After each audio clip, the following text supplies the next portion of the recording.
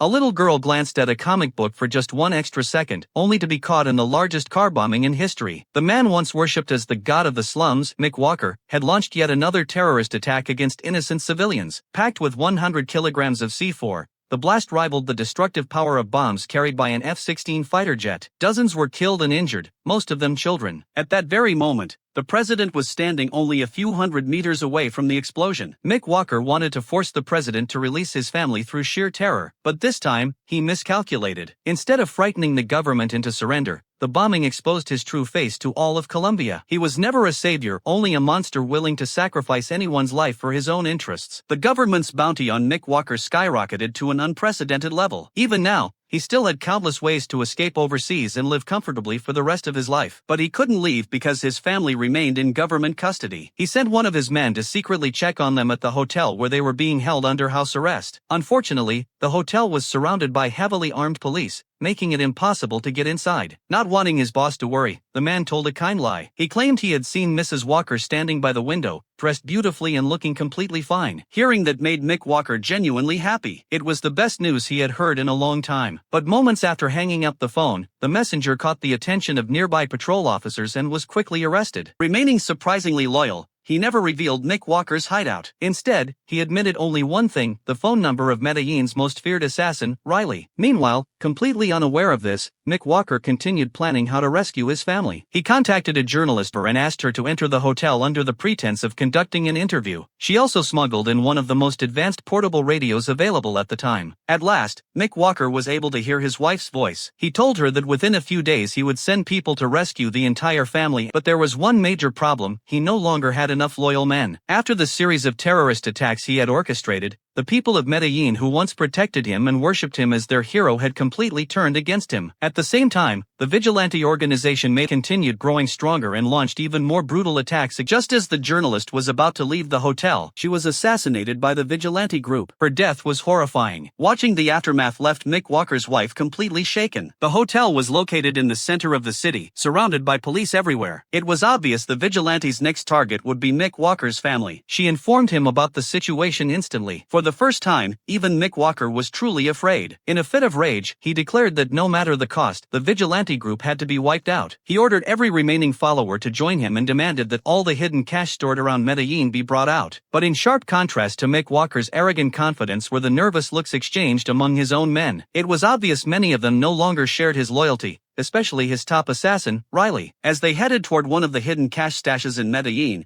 Tanner Cole from the DEA dialed Riley's phone. At first, Tanner Cole thought he had finally caught a break, but the technician monitoring the signal quickly reported that the call was too short to determine the location. With no other choice, he called again. This time he addressed Riley by name and pretended to be an old friend just casually checking in. Riley's instincts immediately kicked in. Realizing something was wrong, he ended the call almost instantly. Although the conversation lasted only a few seconds, it was enough. The DEA successfully locked onto his location. The entire task force immediately mobilized toward Medellin. Along the way, Tanner Cole placed another call. At that moment, Riley was standing guard outside while his two partners collected cash from the safe house. Had he kept a cool head, he never would have answered the phone again, but fear had already clouded his judgment. He didn't want to be captured, and he certainly didn't want to die for Mick Walker. Looking at the piles of cash, Riley suddenly made a life-changing decision. He killed both of his partners and tried to flee with the money. Unfortunately, just as he loaded the money into his car, Jack Morgan and Tanner Cole spotted him. Realizing he'd been discovered, Riley jumped into his vehicle and sped through Medellin's narrow alleyways,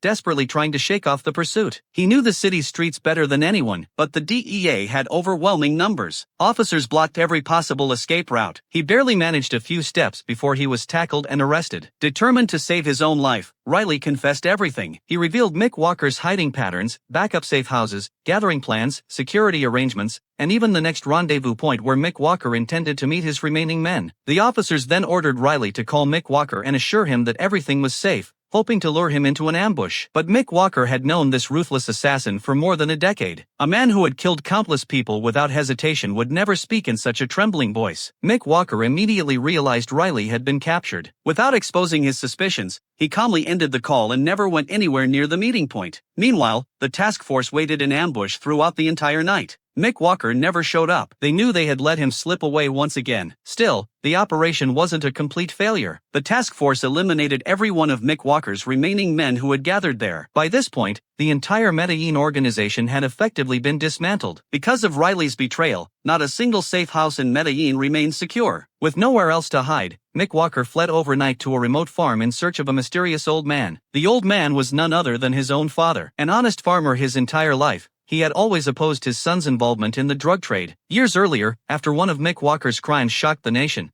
the father had completely cut ties with him, acting as though he no longer had a son. Soon afterward, headlines around the world reported that the Medellin organization had been destroyed. Cartoons mocking Mick Walker's capture spread across newspapers everywhere. Ironically, from that day forward, Mick Walker seemed to vanish from the world. No one could have imagined that the drug lord who had once thrown an entire country into chaos was now hiding in a rundown farmhouse. Months without shaving had erased every trace of the feared kingpin. Instead, he looked like an ordinary farmer. Each day he followed his father into the fields at sunrise, worked all day at the farm and returned home at sunset. His father scolded him for not even knowing how to tie a rope properly. Here, he wasn't the feared boss who controlled an empire. Sometimes they sat together watching television, laughing at comedy shows like any normal family. But whenever news of the enormous bounty on Mick Walker appeared on the screen, the atmosphere immediately turned cold. The next day, Mick Walker asked if he could bring his family to live on the farm. His father didn't answer directly. Instead, he casually asked him to help move one of the pigs. The silent mockery enraged Mick Walker. For his entire life, he had wanted nothing more than his father's approval. It didn't matter that he had nearly become president, appeared on the Forbes rich list, or become the wealthiest and most powerful man in Colombia. In his father's eyes, he had only one identity: a murderer. Those words pierced Mick Walker more deeply than any bullet. At that moment, he finally understood. He didn't belong there. Not even his own father's home could accept him anymore. Knowing it was time to leave, Mick Walker handed Limon a map marking one final hidden stash of money. It was his last hope. Limon followed the map and eventually found the hidden stash. After digging up the buried chest, he eagerly opened it only to discover that the millions of dollars inside had completely rotted away. Years of being buried underground had left the cash moldy and worthless. It was Mick Walker's final reserve, and now it was gone. Unable to bear watching his boss lose his last hope,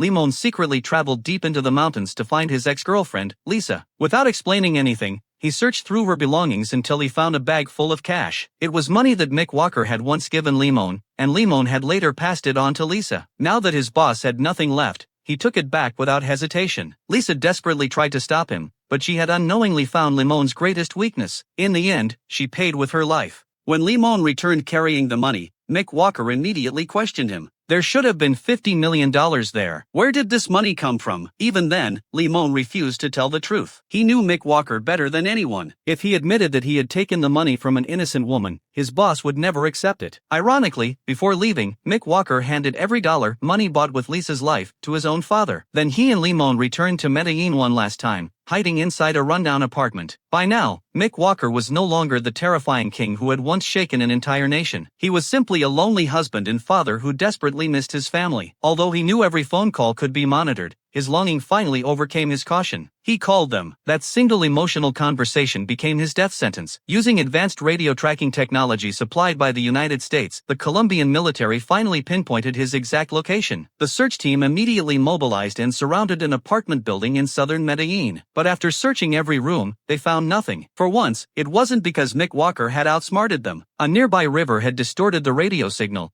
causing the intelligence team to miscalculate his position. Completely unaware of what had happened, Mick Walker believed the authorities had finally given up chasing him. Feeling safe for the first time in months, he openly walked through a public park, enjoying a taste of freedom he hadn't felt in years. From that day on, he let his guard down. He once again contacted his family over the radio. This time, the conversation lasted much longer. The search team confirmed his location again and again. In the end, the love he had for his family became his greatest weakness. What followed was the most intense sequence of the entire series. The director used handheld cameras and rapid cross-cutting to create overwhelming tension and complete immersion. The perspective constantly shifted between the soldiers, Mick Walker, and the chaotic streets outside. When Mick Walker heard strange noises outside, the film delivered a classic suspense reveal. Even then, he was still holding the radio, saying goodbye to his wife for the final time. He accepted the pistol handed to him by Limon and slowly walked forward. The search team stormed the building. The two men quickly pushed a cabinet against the door, but it barely slowed the assault. Within moments, Limon was shot in the leg. Despite having a chance to escape alone, Mick Walker refused to abandon him. The two fought their way backward through the cramped rooms, making one last desperate stand. Eventually, they climbed out the window and onto the rooftop. Suddenly, a bullet ended the story of Limon, the most loyal man of Mick Walker. He stopped for a while in shock. There were no barricades, no escape routes. The vast rooftop beneath the open sky only emphasized how small and powerless he had become. He was no longer the untouchable king. He was simply a murderer running for his life. He stumbled awkwardly across the roof tiles, looking exhausted and defeated. For years, the officers had imagined Mick Walker as some terrifying monster. But when they finally saw him, the reality was almost disappointing. An overweight man with an unkempt beard. Nothing like the legend they had spent years chasing. After a brief moment of silence, the commander fired one final shot. The officers erupted in celebration, shouting, "Long live Colombia!" This is the real footage of Mick Walker's mother speaking to the camera through tears. To her, her son was never the monster the world believed him to be. She only wanted people to remember the good things he had once done. But for Colombia, Mick Walker's death didn't mark the end of the drug trade. A new organization, quieter, smarter, and far more sophisticated than the Medellin group, quickly rose to power. The drug war had no true winners, only an endless cycle. And Mick Walker's death was merely one chapter in a much larger story of violence and crime. And this is the end of the story. In the next video, I'm gonna upload the whole story in one video. After that, we will start uploading new movies and series. So don't forget to like and follow. See you in the next one.